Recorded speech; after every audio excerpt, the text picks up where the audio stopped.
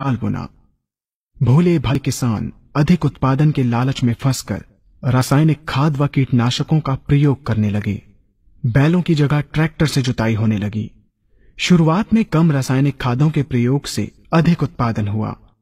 धीरे धीरे रासायनिक खादों के प्रयोग के कारण भूमि की उर्वरा शक्ति क्षीण होने लगी, जिसकी वजह से उत्पादन घटने लगा तथा फसलें कमजोर होने लगीं।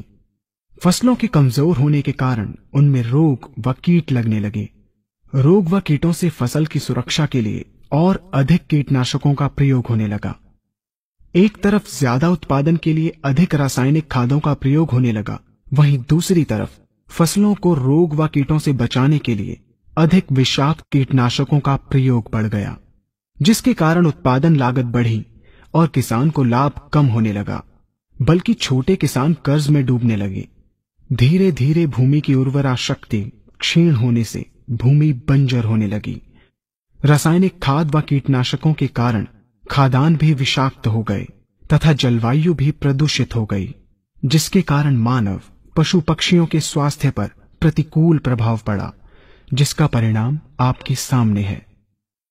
मानव स्वास्थ्य पर रासायनिक खादों के पड़ने वाले प्रभाव को आप ऐसे समझें।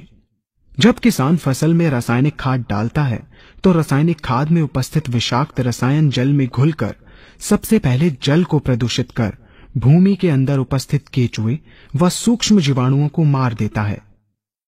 ये बात सभी किसान अच्छी तरह से जानते हैं कि केचुए व अन्य सूक्ष्म जीवाणु भूमि की उर्वरा शक्ति को बढ़ाने के लिए अति आवश्यक होते हैं। विषाक्त रसायन के कारण इनकी मृत्यु हो जाने से भूमि की उर्वरा शक्ति नष्ट हो जाती है तथा भूमि कठोर होकर बंजर होने लगती है। रासायनिक खादों के विषाक्त रसायन पानी के माध्यम से अन्य खनिजों के साथ फसल के अंदर पहुंचकर फसलों को विषाक्त बना देते हैं।